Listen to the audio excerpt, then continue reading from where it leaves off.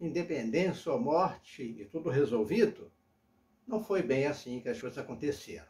Na verdade, os primeiros anos do Brasil independente foram bem turbulentos, ao contrário do que se imaginava até um tempo atrás, quando se afirmava que a nossa independência ocorreu sem derramamento de sangue. Bem-vindos todos vocês a mais um vídeo no canal. Não se esqueçam de já irem curtindo, de compartilharem, de se inscreverem no canal se não estão inscritos ainda, acionando o sininho das notificações. E vamos hoje falar um pouco a respeito dos primeiros momentos do Brasil independente. Se você está curioso em saber alguma coisa sobre isso, me acompanhe e veja essa história.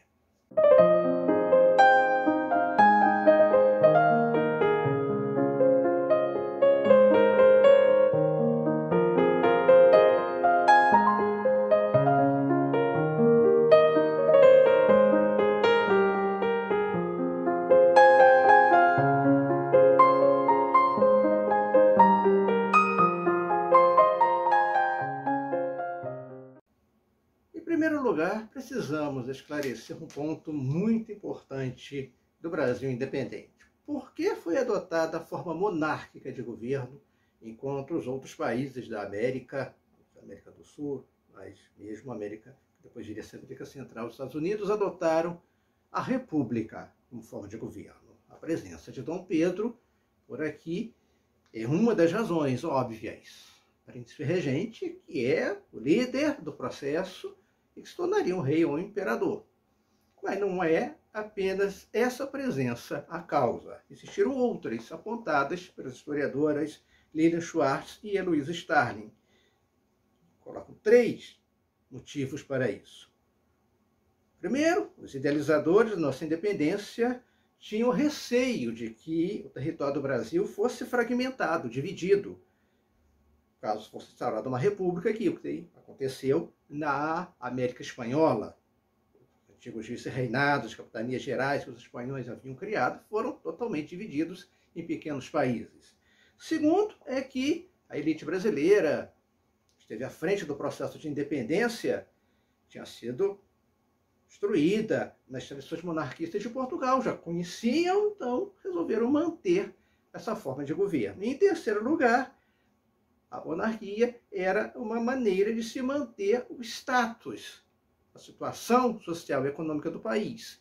A própria ideia de José Bonifácio: vamos nos separar de Portugal, mas sem grandes modificações estruturais no país.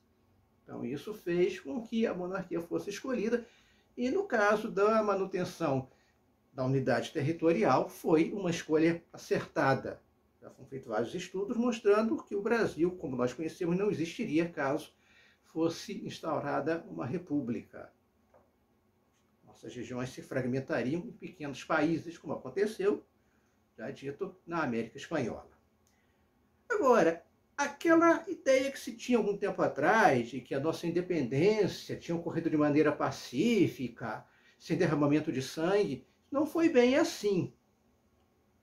Ocorreram lutas pela independência motivadas pela presença ainda de tropas portuguesas no território nacional, pelo fato de alguns presidentes das antigas capitanias, agora transformadas em províncias, nossos futuros estados, não terem aceitado a separação política do Brasil de Portugal. Alguns achavam aquilo até um absurdo. Isso provocou lutas de independência em 5 províncias: no Grão-Pará, no Piauí, no Maranhão, na Bahia e na Cisplatina, que depois viria a se transformar no Uruguai. Na Bahia, a situação foi uma das piores, com várias tropas portuguesas ainda presentes ali, e destacamos aqui a participação de 2 personagens interessantes. Ainda no mês de maio, mês que comemora o Dia Internacional da Mulher, tivemos a figura de Sora Joana Angélica, superiora de um convento de freiras em Salvador, e que, tendo seu convento ameaçado pelas tropas portuguesas, ameaçado de ser invadido, ela se postou à frente, da porta de entrada, tentando impedir os soldados de entrarem. Foi morta a baionetas, mas deu tempo para que as outras religiosas pudessem fugir. Nada havia no convento de que os portugueses pudessem se aproveitar. e a outra, mais conhecida, Maria Quitéria de Jesus, que, desejando se alistar no exército que lutaria contra os portugueses, não podendo, pelo fato de ser mulher, acabou se disfarçando de homem, se alistou como tal, se comportou de maneira bem corajosa na frente de batalha, foi descoberta depois pelo pai, que queria levá-la para casa, mas o comandante do batalhão que ela servia não permitiu, pelo fato dela ter se portado até de maneira mais corajosa que muitos soldados. Ela continuou na luta e, ao final, acabou condecorada pelo próprio imperador.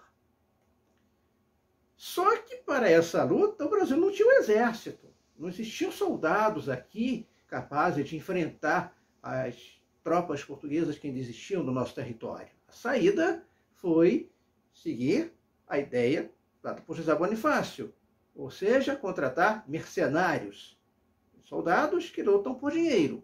Então, Dom Pedro contratou uma série de elementos que vieram, se tornaram oficiais, nascente exército brasileiro, serviram como instrutores dos nossos soldados e lideraram as tropas, entre eles Lord Cochrane, principal deles, Pedro Labatut, John Grenfell e outros. Eram principalmente escoceses, ingleses, franceses, que finalmente conseguiram levar a cabo a tarefa de expulsar as tropas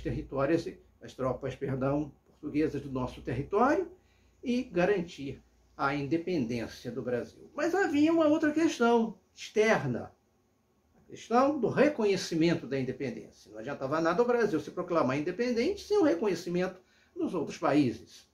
A França, os Estados Unidos reconheceram logo a independência. Alguns países da América do Sul ficaram na dúvida, temerosos pelo fato de ter se instalado aqui uma forma de governo diferente, que era a monarquia. E houve um caso muito importante, que foi o caso da Inglaterra. Os ingleses, desejando manter os privilégios que vieram com a assinatura dos Tratados de Comércio e Navegação em 1810, pretendiam reconhecer a independência brasileira. Queriam aceitar a nossa independência, mas estavam sob o risco de, se fizessem isso, perderiam a antiga aliança com Portugal.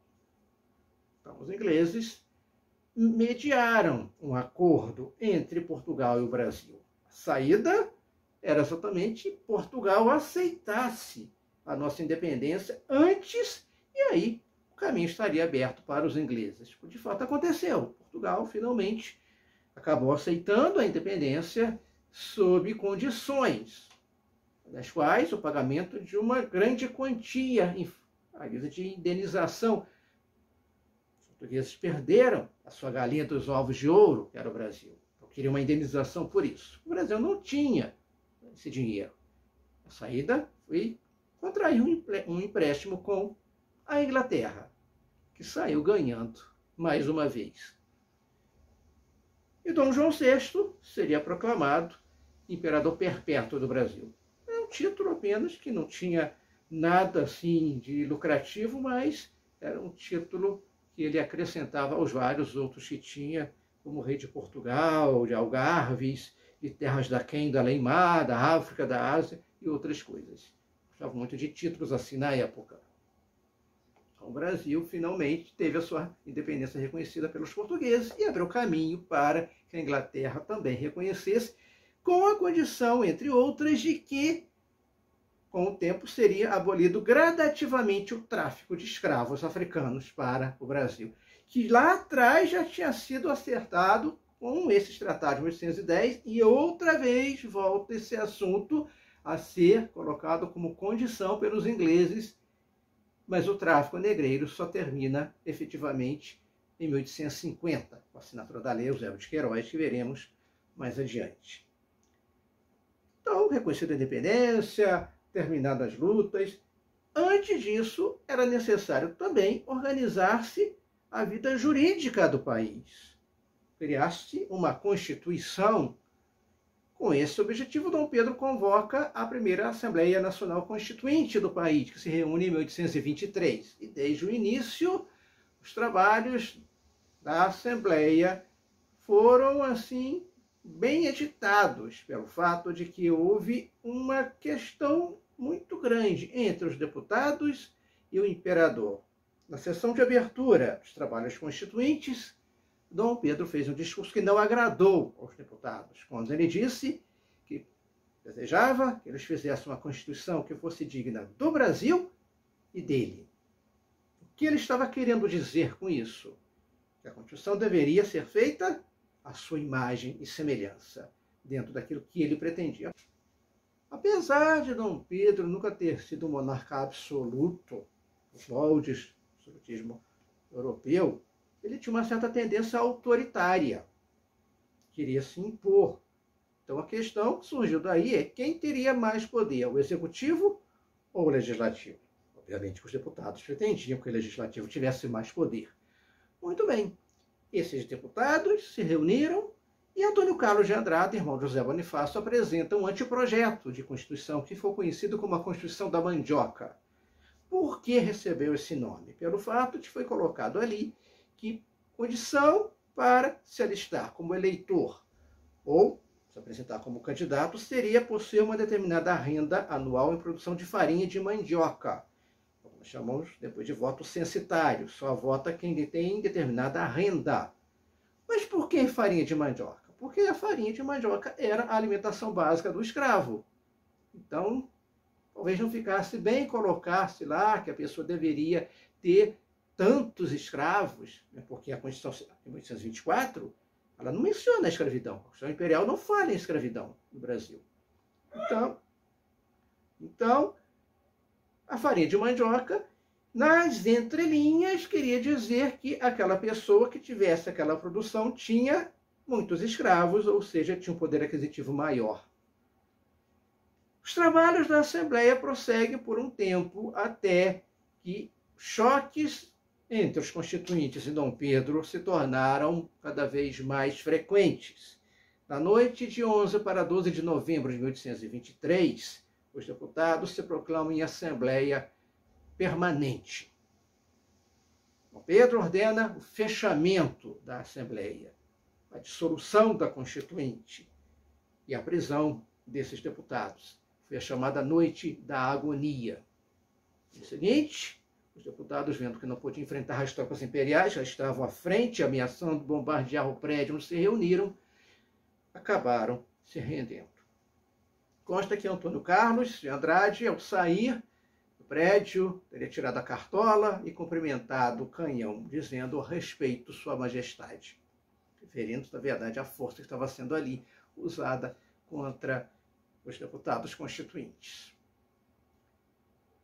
Dom Pedro não convoca uma nova Assembleia, mas chama um Conselho de Estado que vai elaborar a nossa primeira Constituição, que foi outorgada, ou seja, imposta por ele, porque ela não foi votada numa Assembleia eleita, ela vai ser outorgada no ano seguinte, 1824. E ela vai adotar a ideia do voto censitário, apesar de não falar mais em farinha de mandioca. Então, o voto ficaria restrito a uma quantidade mínima de pessoas do país, que tiver determinada renda anual.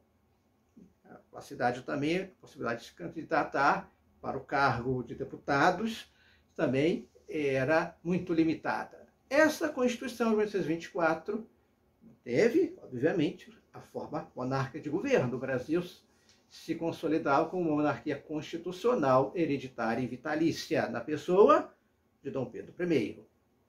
Constitucional porque seguia a Constituição, mesmo ela tendo sido outorgada, hereditária porque passava de pai para filho, e vitalícia porque o imperador governaria até a sua morte ou até resolver abdicar, como aconteceu com Dom Pedro I. Manteve-se o costume da junção, da união igreja-estado, chamado padroado, do qual o Brasil possuía a religião católica como religião oficial de Estado. Padres, bispos, religiosos eram funcionários públicos, recebiam salários do governo. Além disso, também o sistema do beneplácito, e vai causar muitos problemas mais adiante no fim do Segundo Reinado. E dizia que todas as orientações dadas pelo Papa só poderiam ser seguidas pelo clero no Brasil mediante o beneplácito, ou seja, a aceitação do imperador. Um detalhe muitíssimo importante dessa Constituição é a divisão do país em 4 poderes. O executivo exercido pelo imperador, Conselho de Estado e Ministros, o legislativo exercido por duas casas, Assembleia do Império, deputados, como nós temos a nossa Assembleia de Deputados hoje, que eram eleitos nas províncias, mas pelo voto censitário, o Senado, que era vitalício. Os senadores tinham cargo até morrerem. E esses senadores não eram eleitos, os senadores eram indicados. Da seguinte maneira, quando falecia um senador de uma determinada província, essa província indicava uma lista tríplice, do qual o imperador retirava aquele que seria o substituto do que tinha morrido. O poder judiciário, constituído por juízes e tribunais, ainda não existia um órgão supremo como nós temos hoje, e o poder moderador, o quarto poder do império, que é o mecanismo-chave de entendimento de toda a política imperial. O poder moderador era a exclusividade do monarca. Através dele, Dom Pedro tinha o direito de se meter, de se intrometer nos outros poderes. O que dizia a lei era que ele serviria como uma espécie de regulador das questões que surgissem entre os outros poderes. Mas, muitas vezes, ele acabou mesmo se intrometendo de forma indevida. No segundo reinado, isso vai sofrer uma modificação, veremos mais adiante. O importante aqui é entendermos que o poder moderador era a chave de todo o mecanismo político do Brasil. Ainda não existiam partidos no país. Os primeiros partidos políticos do Brasil vão surgir apenas no período regencial. Existiram grupos que alguns chamam de partidos, o Partido Brasileiro e o Partido Português, que ainda existiam elementos, principalmente comerciantes, no país, com uma influência muito grande. Que veremos mais adiante os problemas que isso vai acarretar. Então, o Brasil também se constituiu pela Constituição de 1824 como um Estado unitário, sem que as províncias tivessem autonomia. Não podiam ter assembleias locais, como nós temos as nossas assembleias estaduais, os nossos deputados estaduais hoje, isso não existia. E o cargo que nós chamamos hoje de governador, que na época era o presidente de província, era de indicação do imperador. Não havia liberdade para as províncias escolherem o seu presidente de província, o seu governador, como chamaríamos hoje. Então essas são as principais características da nossa primeira Constituição, outorgada por Dom Pedro I em 1824, que vai causar vários problemas. Um deles é a famosa Confederação do Equador, que veremos mais adiante, porque isso já é uma outra história. Se vocês gostaram do vídeo, aprenderam alguma coisa a respeito dos primeiros momentos do Brasil independente, não se esqueçam de deixarem aqui a sua curtida, de se inscreverem no canal, de compartilharem, convidar outras pessoas a participarem aqui conosco. E até o nosso próximo vídeo.